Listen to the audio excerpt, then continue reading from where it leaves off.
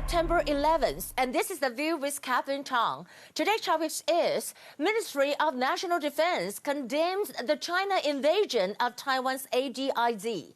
Taiwan's Ministry of National Defense held an unusual press conference last night, condemning the Chinese communists invading Taiwan ADIZ. And at the same time, the Ministry of Foreign Affairs also held a press conference to emphasize that the Republic of China, Taiwan, strongly condemns the provocation and the threat from China's government. MOFA emphasized that Taiwan does not seek confrontations, but neither will we back down. I think it's very unusual for two Taiwan ministries to hold press conferences simultaneously to condemn the intrusions of Chinese fighters. And also, President Tsai visited two air defense missile bases in northern Taiwan today to encourage the troops. And she said, I want to say, don't give in, and also don't give an inch of the nation's sovereignty, and hold fast to democracy and freedom. This is our conviction and resolve, and protect our home and defend our country. Please all take this in heart. And we'll talk about that. And also for the situation, here are some points to look at the cross-strait relations now. A, the CCP has invaded the ADIZ in Taiwan for 2 consecutive days.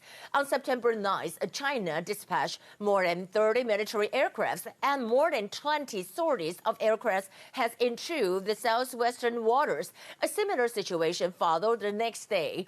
And why did the Ministry of National Defense hold a press conference last night? Well, it said that the Taiwan Authority wants to have a solemn declarations to the international society, showing them that China is the one that conducts severe provocation and being a troublemaker.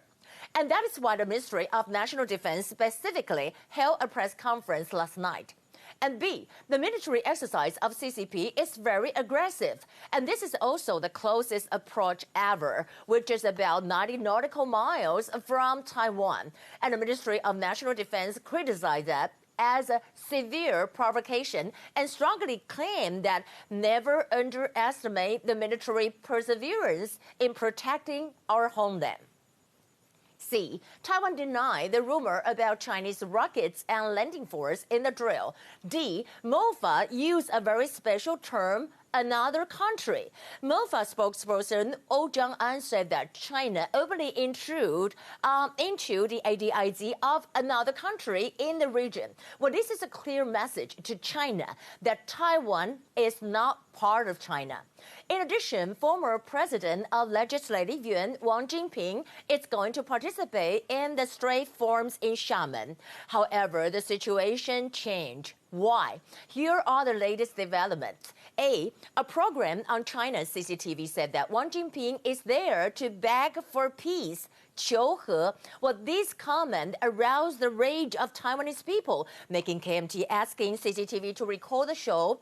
But there's still rumors saying that Wang Yi might not go to the Xiamen Forum because it's like a losing phase for Wang Yi and the KMT party. But the question is, will Wang Yi still attend the forum? B, there's a rumor that Wang Yi will send message for President Tsai when he arrived in China. However, the presidential office denied it, and Wang Yi denied it too. So you can see that the visiting of our former legislative speaker Wang Yi has already come sour. And the CCP is furious about the possible visit of the U.S. Undersecretary Keith Krach. But what else can the CCP do? How can they sanction the United States? As I mentioned earlier, China's invasion to Taiwan's ADIZ is just a paper tiger trying to look tough, not the Lord Voldemort in Harry Potter.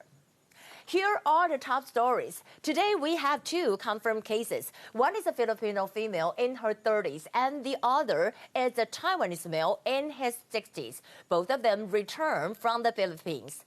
talking about the U.S. Undersecretary Kit Crash is going to visit Taiwan on September 17th, and U.S. Senator Rubio urged Pompeo to send senior officers to Taiwan and begin the FTA negotiations. And he said Taiwan has proven themselves to be a partner of the First Order, and FTA negotiated with Taiwan could serve as a model for what a high-standard trade agreement should look like, and it will facilitate free trade under fair conditions that allow American companies and workers to flourish. On the other hand, as I mentioned in the beginning, Chinese fighter jet entered Taiwan's airspace in 2 consecutive days for about 24 times. And Taiwan denounced a large-scale Chinese drill near the island. The Taiwan Vice Defense Minister Zhang Zheping said in a press conference, and he said that we once again said, do not underestimate the military's determination to defend our home. We are confident and capable of defending the country. And you can see that from this map. I want to show you. This is the map released by the Taiwan National Ministry, Defense Ministry. You can see that this is the map. We can see the map over here. You can see that over here, it's only about 90 nautical miles away from Taiwan. It is very close.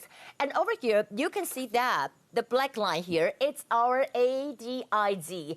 And this is what China was doing, the military drill here. And you can see that this is like, over here, this is what they did here. So it's like cutting this part of our ADIZ. Well, this is really ridiculous. And you can see that the military drill over here. How can you do the military drill?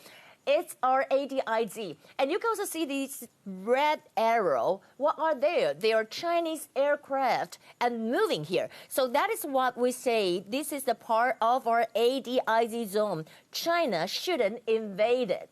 So that would be, we're talking about that. And you might be curious, what is the Dongsha Island?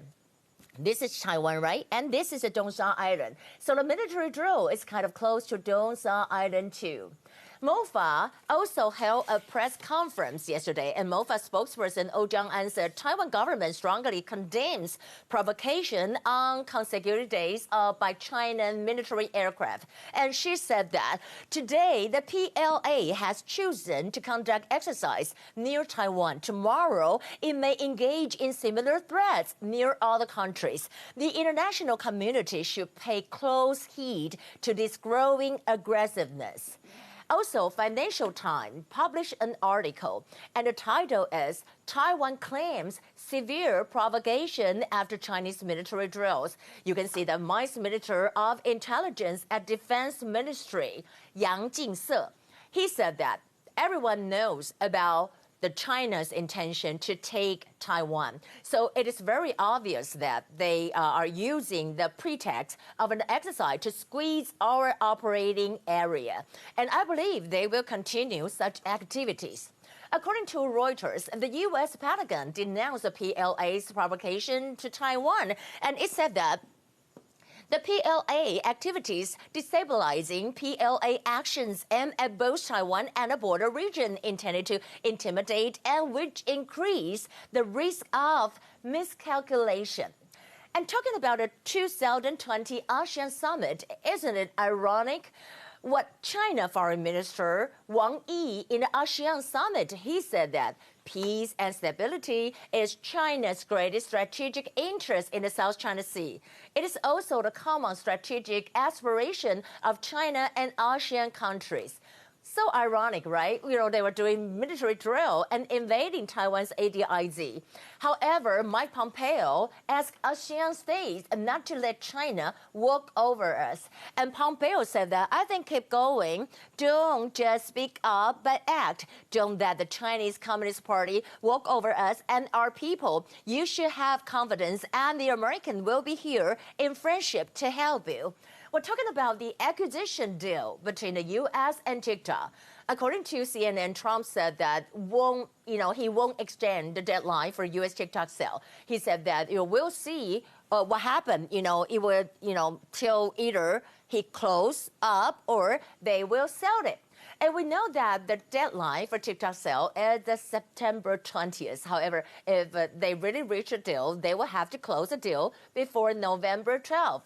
Besides that, the U.S. revokes more than 1,000 visas of Chinese nationals, citing military links. According to the Reuters, early on Wednesday, dozens of Chinese students enrolled in the United States, and they will kind of receive email kind of notice from the U.S. Embassy in Beijing or U.S. consulates in China informing that their visa had been canceled. Also, LES, I want to say that today is the 19th anniversary of the 9/11 terrorist attacks. There were a total of 2,977 people lost their lives. I want to pay condolences to them and their loved ones. That will be the view for today. I hope you have a nice weekend, and we'll see you again next Monday. Bye.